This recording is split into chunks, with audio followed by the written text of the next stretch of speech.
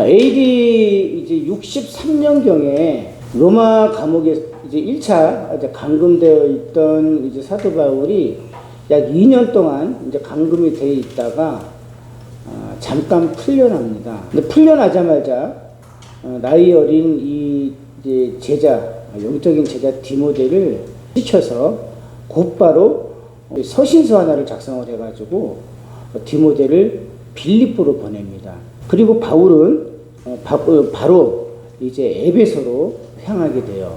그리고 바울이 이제 에베소에 있을 때 이제 디모데는 이제 빌립보에 가서 서신을 전하고 나서 이제 다시 에베소로 합류를 하게 되거든요.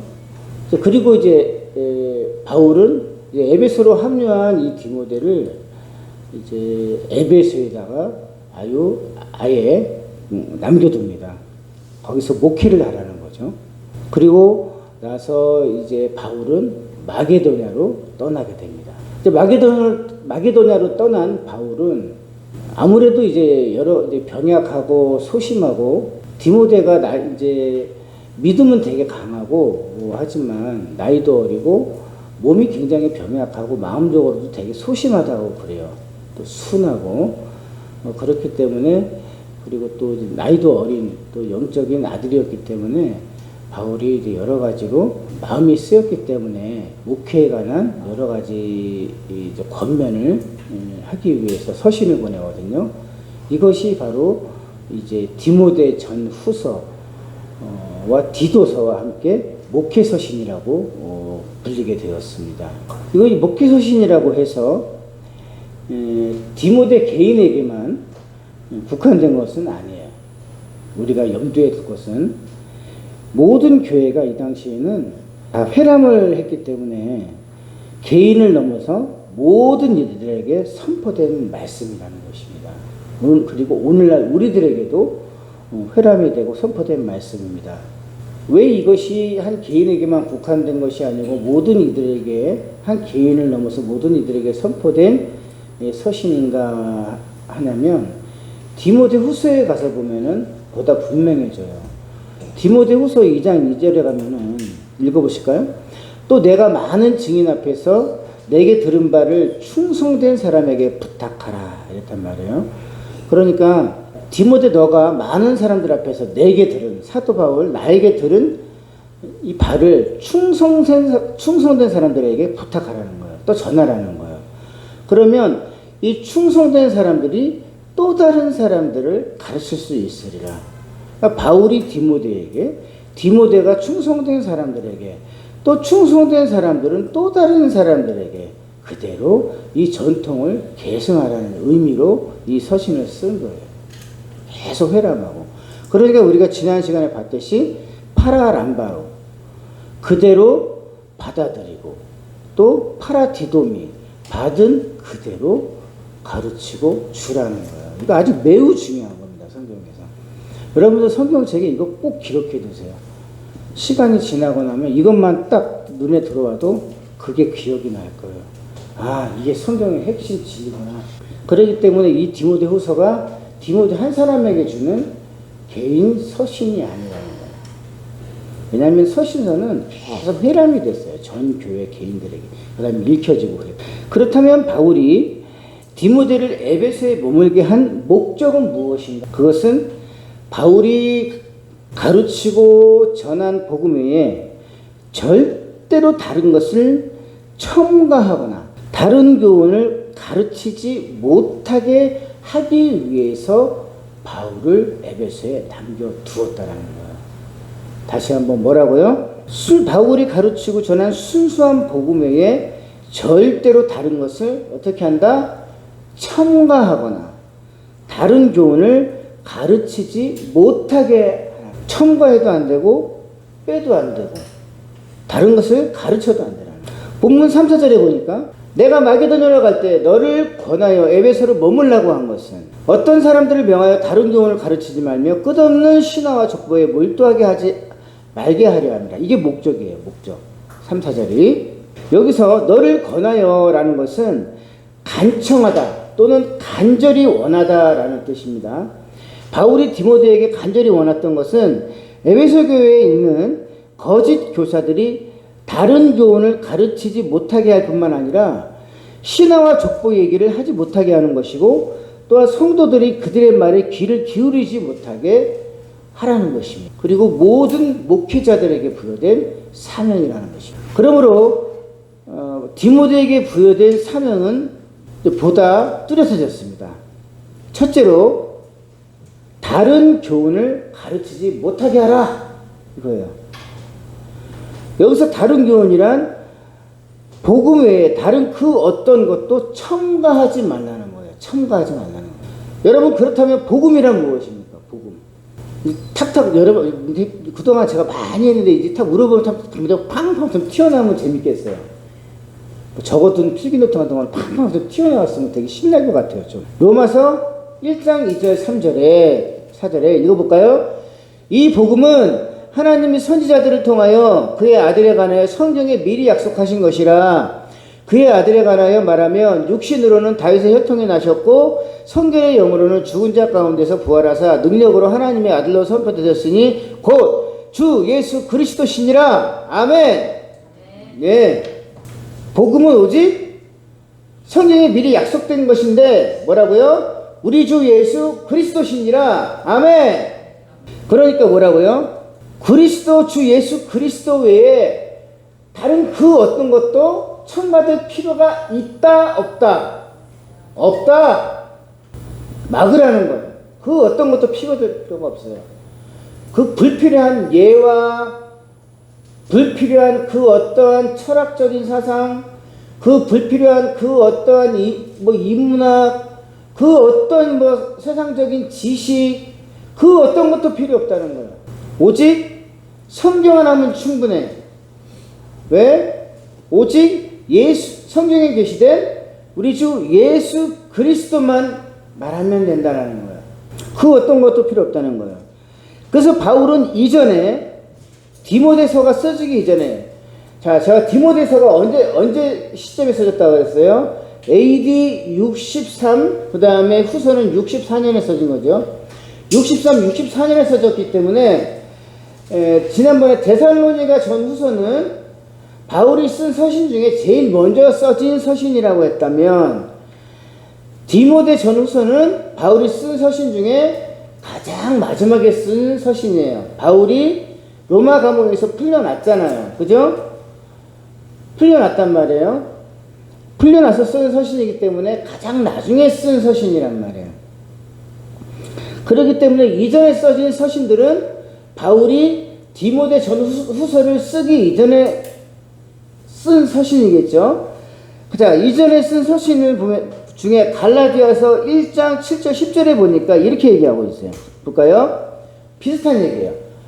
7절 읽어볼까요? 다른 복음은 없나니 다만 어떤 사람들이 너희를 교란하여 그리스도의 복음을 변하게 함이라. 다른 복음은 없다는 거예요. 여기서도. 그러나 우리나 혹은 하늘에서부터 온 천사라도 우리가 너희에게 전한 복음 외에 다른 복음을 전하면 저주를 받을지어다. 다른 복음은 없다는 거예요. 오직 예수 그리스도 외에 복음은 없대요.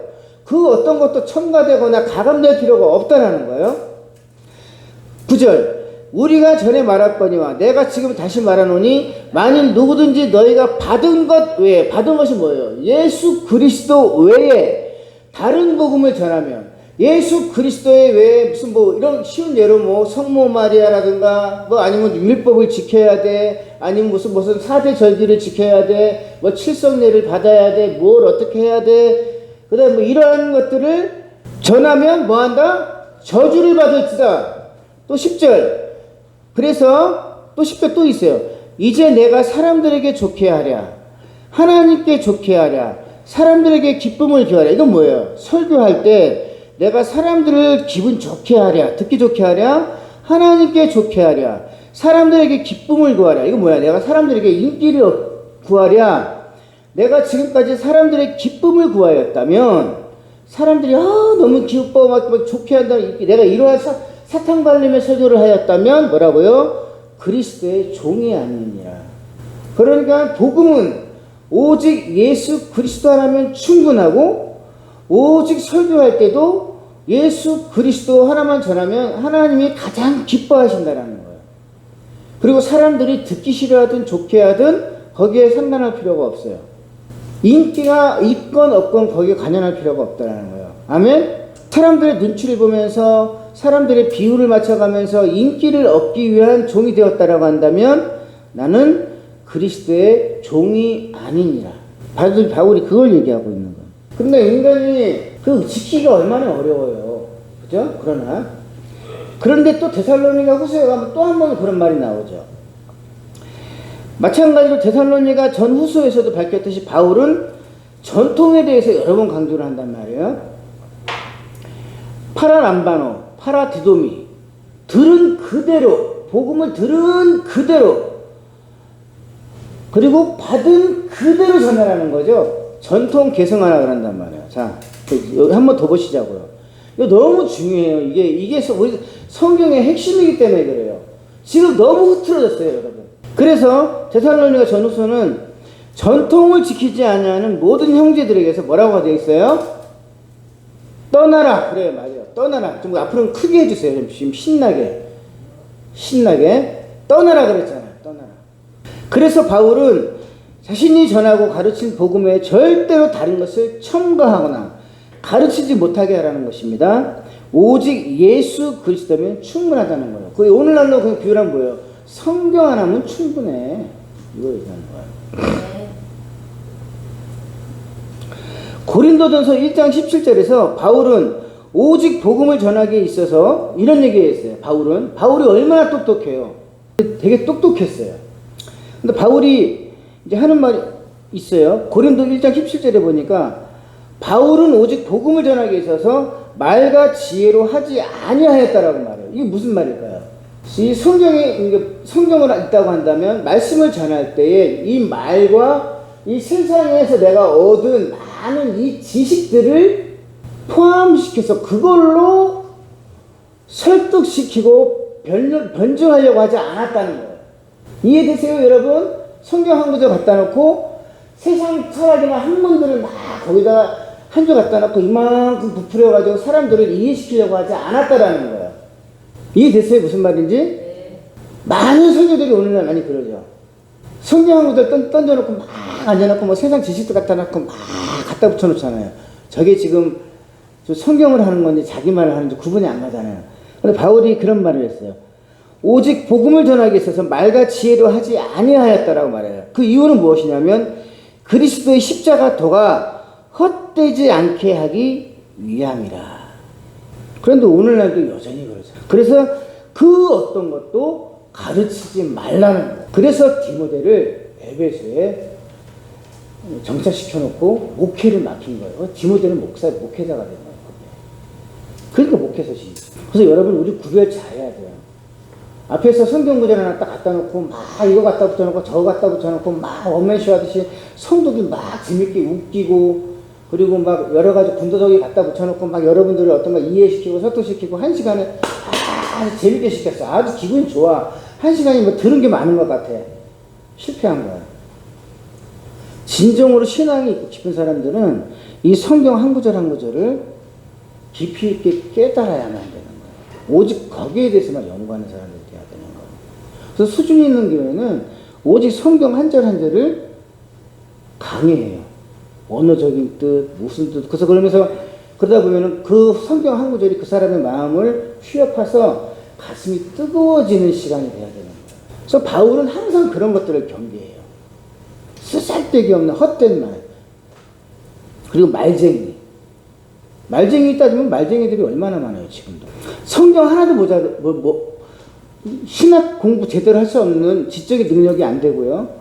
그 다음에 성경 하나 갖다 놓고 성경을 해석할 수 없는 능력이 없어도요, 실제로 설교에서 올려가지고 아무것도 아닌데, 여기서 이제 한두 시간 딱 올려놓고 설교하라 그러면 저보다 10배, 100배 잘하는 말쟁이들도 되게 많아요.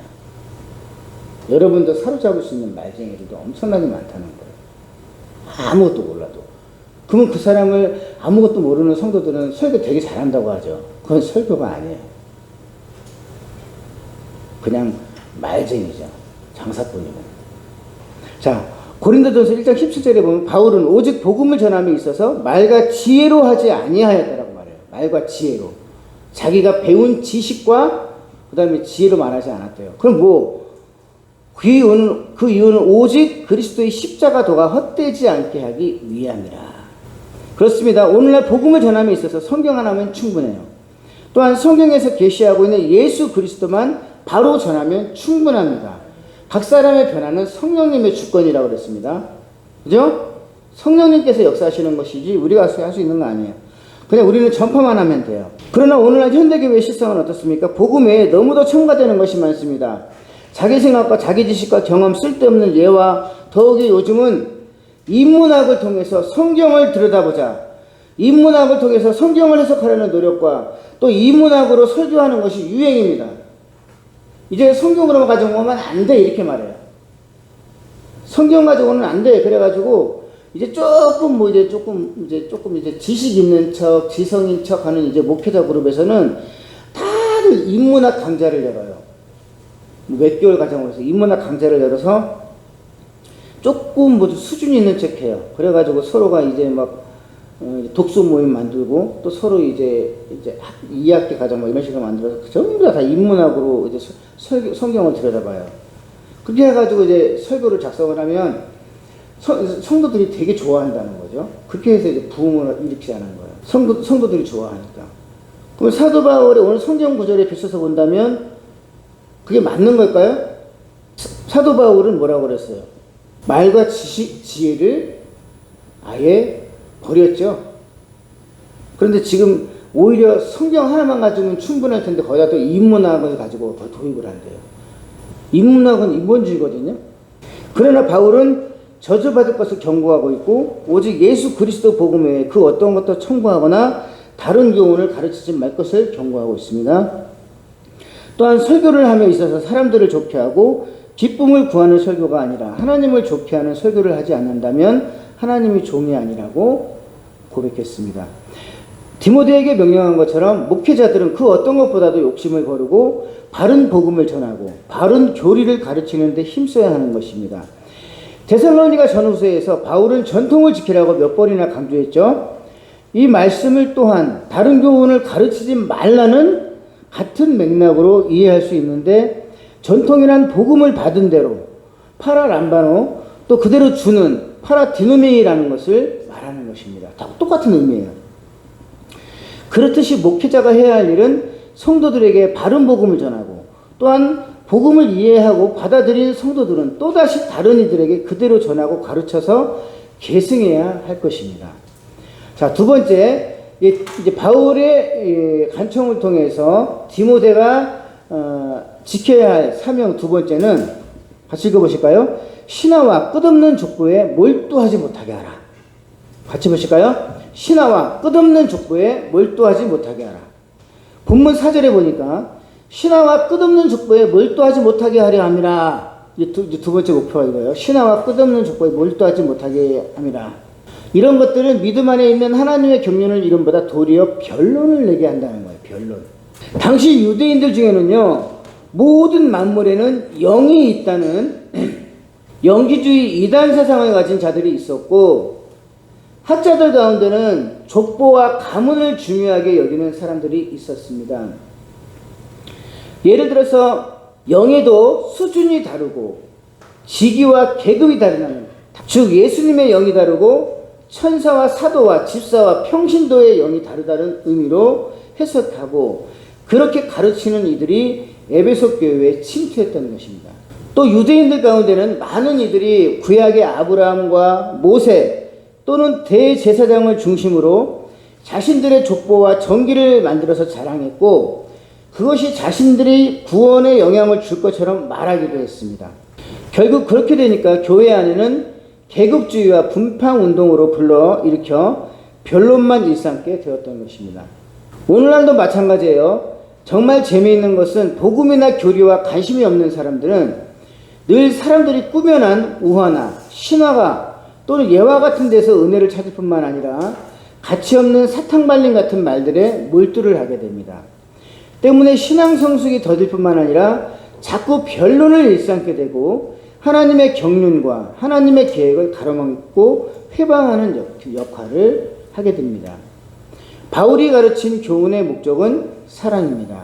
본문 5절에 보면 이 교훈의 목적은 청결한 마음과 선한 양심과 거짓이 없는 믿음에서 나오는 사랑이라고 했습니다. 마음에도 더러운 자가 있고 또 마음이 청결한 자가 있습니다. 마태복음 5장 8절에 보면 마음이 청결한 자는 복이 있나니 하나님을 볼 것이라고 했습니다. 그러니까 하나님을 볼 수 있으려면 마음이 청결해야만 돼요. 우리가 진정으로 그리스도 안에서 마음을 늘 지키고 청결할 때 하나님을 보고 동행하게 될 것입니다. 또 잠언에서도 무릇 지킬 만한 것 중에 네 마음을 지키라고 했듯이 마음이 청결할 때 하나님을 볼 수 있는 것입니다. 또 양심도 선한 양심이라고 그랬습니다. 이 얘기는 뭐냐면 선한 양심도 있고 더럽고 회칠한 무뎌진 양심도 있다라는 거예요. 또 믿음도 진짜 믿음이 있고 믿음이 있는 척 연기하는 거짓된 믿음도 있습니다. 때문에 예수님께서 바리새인과 서기관들에게 화 있을진저 회칠한 무덤이요 외식하는 자요 뱀들아 독사의 새끼들아 이렇게 가진 욕을 다 퍼부신 이유도 거기에 있는 것입니다. 진정한 사랑은 청결한 마음과 선한 양심과 거짓이 없는 믿음에서 나오고 청결한 마음과 선한 양심과 거짓 없는 믿음은 오직 예수 그리스도의 도를 깨닫고 참된 회개와 또 영혼에서만 임하는 것입니다. 자, 세 번째, 이제 디모데가 해야 할 이제 사명. 자, 읽어볼까요? 율법에 대하여 바르게 인식시켜라. 당시 에베소 교회 안에는 거짓 교사들이 자기 논리를 펴서 율법의 선생이 되고자 하는 이들이 많았고 자신들의 권위를 세우자고 했던 것 같습니다. 그래서 바울은 이에 벗어나서 헛된 말에 빠져 선생이 되려고 하지만 실상은 자기가 말하는 것이나 자기가 확증하는 것도 깨닫지 못했다고 말하거든요. 여기서 헛된 말이라는 것은 바울이 전한 복음 또는 교리를 벗어나서 다른 말들을 뜻하는 겁니다. 오늘날로 말하자면 성경의 권위에서 벗어난 말들은 모두가 진리가 아님을 뜻하는 거예요. 그래요. 여기서 왜 헛된 말이냐면 율법이 선생이 되려고 해서 이제 실제로 자기가 말을 하지만 율법을 안다고 그래가지고 그 사람이 의롭습니까? 율법을 가리킨다고 해서 본인이 그걸 다 지키나요? 그래서 본인이 말하는 것도 자기가 확증하는 것도 깨닫지 못한다는 거예요. 그러면서 선생이 되려고 한다는 거예요. 다시 말해서 바울이 전한 복음 외에 다른 교훈을 말하는 것은 실상은 자신도 자기가 하는 말에 대해서 확신을 가지거나 깨닫지 못한다는 거예요. 그냥 자기를 드러내기 위해서 말을 할 뿐이라는 거죠. 마치 내가 아는 것으로 내가 마치 의로운 사람인 것처럼 착각하는 경우도 많아요. 속는 경우도 많습니다. 내가 아주 좋은 책 하나 읽고 나니까 그 좋은 책이 내 머릿속에 들어오니까 마치 내가 좋은 사람인 것 마냥 착각하는 경우도 있어요. 또 성경에 쓰여진 말씀대로 지키며 생활하고자 한다면 또 어떤 이는 말씀대로 살고자 한다면서 율법주의라고 또 비판하는 자들도 있을 겁니다. 또 자신의 논리를 펼치면서 그러면서 드러내고자 하겠죠. 그러므로 사도 바울은 이렇게 말합니다. 율법은 선한 것인 줄 우리가 아노라. 8절에 보니까 그렇게 말해요. 적법하게만 쓰면 선한 것임을 우리는 아노라. 즉 율법으로는 구원에 이르지 못합니다. 여러분 율법이 구원에 이르게 할 수 있을까요? 이룰 수 없어요. 율법이 총 몇 개일까요? 유대인들이 지키는 율법이 총 몇 개일 것 같아요? 잘 들으세요. 613개입니다. 613개. 율법사 또 서기관들은 이런 것들을 달달달달달달달 외워요. 그 다음에 이제 바리새인들도 거의 다 외운다고 보면 될 겁니다. 왜냐하면 랍비이기 때문에. 그러니까 율법은 어떻게 보면은 복음 시대를 살아가는 우리들에게 이 율법은 우리들에게 죄악의 심각성을 일깨워주므로 거룩한 삶을 사도록 인도해 주잖아요. 왜 그럴까요? 오늘날 동성애가 있잖아요. 그런데 율법을 보게 되면 동성애가 죄악이라는 것을 알기 때문에 우리가 이것을 해야만 된다는 것을 일깨워 주잖아요. 그죠? 하나님 안에 살면서. 그렇기 때문에 어떻게 보면 적법하게 쓰면 우리에게 선한 역할이 되는 거예요. 굳이 우리는 율법주의는 아닐지라도 우리는 은혜주의 안에서 살아가게 되는 거예요. 그러니까 정결한 마음과 선한 양심과 거짓 없는 믿음으로 인도될 수 있는 거죠. 그리스도 안에서 율법을 참조하는 사람들은. 하지만 정확하게 율법은 완전한 구원에 이르지는 못하고 율법의 진정한 목적은 뭐냐 그러면 죄를 깨닫게 하는 거예요. 죄를 깨닫도록 하나님께 주신 것이지 율법 그 자체가 인간을 의롭게 만들어서 구원으로 인도하느냐? 율법이 구원으로 인도케 한 사람은 단 한 사람도 없어요. 성경 어디에도. 자, 로마서 3장 20절을 읽어볼 필요가 있어요. 확인할 필요가 있어요. 읽어볼까요? 시작. 그러므로 율법의 행위로 그의 앞에 의롭다 하심을 얻을 육체가 없나니 율법으로는 죄를 깨달음이라. 예, 율법의 행위로 그의 앞에 의롭다 하심을 얻을 육체가 한 사람도 없어요. 율법으로는 뭘 한다? 죄를 깨달을 뿐이라. 쉽게 생각을 했어요. 지금 우리나라도 헌법이 있고, 그 다음에 뭐 도로교통법, 또 그 다음에 민사법, 형사법, 뭐 가정법, 학생 무슨 인권조리법이 있고, 그 다음에 교권, 법이 엄청나게 많잖아요. 그죠? 그런데 우리가 그 법이 왜 있을까요? 나쁜 사람들을 위해서 있는 거예요. 나쁜 사람들을 위해서. 벌 주기 위해서 있는 거예요. 죄를 깨닫게 하기 위해서 있는 거예요. 자, 예를 들어서 율법전서를 1.1획도 빠뜨리지 않고 달달달달달 외운 정말 천재적인 대법관이나 판사나 검사가 있다고 한번 생각해 보세요. 오늘날 율법전서를 진짜로 이만할 거예요. 한 절 1획도 빠뜨리지 않고 모든 것을 달달달달달 외우고 모든 판례까지 달달달달 외운 대법관이나 판사, 검사가 있다고 한번 생각해 보세요. 자, 그렇다고 한다면 이 율법전서를 통해서 죄가 무엇인지를 거의 99.9% 완전히 통달했겠죠. 그죠? 남의 죄를. 하지만 그들이 의롭습니까? 그들도 뚜껑을 열어보면은 불법 투성이에요. 대법관이 의롭습니까? 법을 많이 알잖아요. 율법전서 많이 바삭하게 알잖아요. 의롭습니까? 그 사람들이 법을 안다고 해서? 그 사람들은 다 지키고 삽니까? 판사들은 다 지키고 사나요? 검사들은 다 지키고 사나요? 변호사들은 다 지키고 사나요? 경찰들은 다 지키고 사나요? 그 사람들 뚜껑 다 열어보니까 다 냄새나고 다 법 안 지키고 대법관들도 뭐 하다못해 심지어는 경범죄 져가지고 뭐 범칙금도 쌓여 있고 세금도 안 내고 이러잖아요. 의롭던가요? 그 사람들이? 뚜껑 열어보면 다 불법투성이고 다 내로남불이야. 그러니까 구약 성경에 바리새인이나 서기관들도 그랬던 것입니다. 정작 율법을 달달달달 외워 겉으로는 많이 알고 또 겉으로는 거룩한 척 연기했어요. 거짓된 믿음이 있는 척, 거룩한 척 연기는 했지만 그리고 또 이제 아는 것들이 있으니까 남을 정죄하고 판단하기는 쉬웠겠죠. 그러나 정작 자신들은 하나도 지키지 못했어요. 그러니까 율법 전서를 달달달달달달 외우는 법관이나 판사나 검사들처럼. 그러므로 율법은 죄를 깨닫게 하기 위하여 주신 것이지 구원을 위하여 주신 것이 아니라는 거예요. 그러니까 질서를 위해서 주신 거예요, 하나님. 그래서 본문 9절 10절을 이렇게 말씀을 하셔요. 읽어볼까요? 시작. 알 것은 이것이니 율법은 옳은 사람을 위하여 세운 것이 아니에요. 자, 그렇잖아요. 오늘날 우리가 옳고 죄를 짓지 않으면 감옥에 안 가잖아요. 법에 저촉이 안 되잖아요. 그죠? 자, 그러면서 시작. 오직 불법한 자와 복종하지 아니하는 자와 경건하지 아니한 자와 죄인과 거룩하지 아니한 자와 망령된 자와 아버지를 죽이는 자와 어머니를 죽이는 자와 살인하는 자며 음행하는 자와 남색하는 자와 인신매매를 하는 자와 거짓말을 하는 자와 거짓맹세하는 자와 바른 교훈을 거스리는 자를 위함이니, 예, 이러한 자들을 위해서 율법이 세워졌다라는 얘기예요. 죄를 깨닫고 회개시키기 위해서. 그래서 우리도 감옥에 들어가면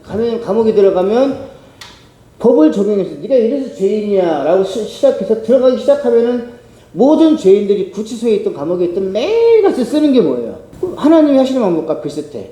매일 반성문 쓰게 하자. 그래가지고 반성문 안 쓰면 이제 판사가 땅 공판할 때 저 죄인은 반성하는 기미가 없어서 이러면서 죄를 더하고 반성하는, 그래가지고 매일같이 반성문을 써가지고 100장 200장 쓰면 반성하는 기미가 있어서 갑자기 뭐 10년에서 7년으로 감형하고 이렇게 하잖아요. 비슷한 거예요. 자, 그래서 성경은 이제 우리가 아주 중요한 성경 구절을 읽어야 돼요. 구원은 오직 예수 그리스도를 믿는 믿음으로 하나님께로부터 의롭다고 칭함을 받는 거예요. 아멘? 그래서 사도 바울이 말씀하시는 것은 오직 예수 그리스도 외에 첨가되면 안 된다라는 거예요. 그것 때문에 자신이 그토록 사랑하는 제자 영적인 아들 디모데를 에베소에 머물게 한 것입니다. 그게 목적이라는 거예요. 아멘? 자, 그래서 이거 잠깐 읽어보고 마칠게요. 여러분 꼭 눈으로 도장을 찍으세요. 자, 로마서 3장 23절 24절 시작. 모든 사람이 죄를 범하였음에 하나님의 영광에 이르지 못하더니 그리스도 예수 아래에 있는 속량으로 말미암아 하나님의 은혜로 값없이 이뤘다 하심을 얻은 자 되었느니라. 어젯밤에 이거 하는데 갑자기 제 마음이 울컥했었어요. 준비하는데 갑자기 마음이 코끝이 찡해지고. 로마서 3장 26절 27절 시작. 곧 이때에 자기의 의로우심을 나타내게 하사 의로우시며 또한 예수 믿는 자를 의롭다 하려 하심이라. 그런즉 자랑할 때가 어디냐? 있을 수가 있느니라 없느니라. 무슨 법이냐냐? 행위로냐? 아니라 오직 믿음의 법으로니라. 아멘. 오직 믿음의 법이로니라. 결론적으로 바울은 에베소에 목회하고 있는 디모데에게 세 가지를 간청합니다. 마찬가지로 오늘날 교회와 목회자들이 지켜야 할 세 가지 사명이 있습니다. 첫째는 다른 교훈을 가르치지 마며 막 이것저것 갖다 붙이지 말라는 거예요. 갖다 붙이려고 하는 이유는 사실 성경 해석 능력이 좀 부족해서 그래요. 그러니까 자꾸 이것저것 갖다 붙여가지고 이제 30분 정도 분량으로 시간 때우려고 자꾸 갖다 붙이는 거죠. 성경 하나만 갖다 놔도 1시간도 모자라고 2시간도 모자라요. 첫째는 다른 교훈을 가르치지 말며 가르치지 못하게 하라는 것입니다. 둘째는 사람이 만들어낸 우화나 신화 같은 꾸며낸 말들과 족보 같은 헛된 말을 하지 말라는 거예요. 이게 거기에 해당되겠죠. 그리고 세 번째는 복음 시대의 율법에 대하여 바르게 인식시키고 가르치라는 것. 그렇게 될 때 교회와 성도들은 신앙적으로 굳건하고 바르게 설 뿐만 아니라 정결한 마음과 선한 양심과 거짓없는 믿음과 사랑으로 거룩을 이루어가게 될 것입니다. 아멘. 자, 오늘 본문은 여기까지가 되겠습니다. 들어가겠습니다. 좋으신 하나님 아버지, 모든 사람들이 죄를 범하였음에 하나님의 영광에 이르지 못하였으나 그리스도 예수 안에 있는 속량으로 말미암아 이전에 내가 지은 모든 죄를 관가해 주심으로 하나님의 은혜를 값없이 의로운 자가 되게 하여 주신 그 은혜와 사랑에 감사합니다. 하지만 하나님, 지금 교회는 다른 교회와 신화와 끝없는 족보와 헛된 말에 빠져 하나님의 경륜을 이름보다도 도리어 어지럽고 변론과 실족과 불법으로만 난무합니다. 궁일이 여겨주시고 다시금 은혜를 베푸셔서 정결한 마음과 선한 양심과 거짓없는 믿음에서 나오는 사랑으로 충만하도록 회복시켜 주시옵소서. 또한 강구할 것은 곳곳에서 산불과 지진과 대홍수로 세상이 혼돈 속에 빠져 있습니다. 모로코는 강진으로 수많은 건물이 무너지고 수천 명이 사망하였고, 리비아는 사상 유례없는 대홍수로 수만 명이 죽어 지중해로 떠나갔습니다. 또 북한은 러시아와 전쟁 무기 핵 협약을 맺으며 며칠 전만 해도 수발의 탄도미사일을 발사하고 세계 평화와 균형을 깨뜨릴 위기에 처해 있습니다. 하나님의 경고와 천사들의 호령과 나팔 소리라고 믿습니다. 이러한 때에 진정으로 말씀과 성령 안에 깨어 잠자는 자가 없게 하시고 구원을 주시는 회개와 복음이 온 세상에 편만하고 흥왕하게 하여 주시옵소서. 부족한 종의 입술도 사용하여 능력 있는 생명의 말씀이 전파되게 하시고 듣는 이들의 사람들과 또 성도들 가운데 생명력이 넘쳐나게 하여 주시옵소서. 무엇보다도 우리 새임만교회와 성도들을 구별하시고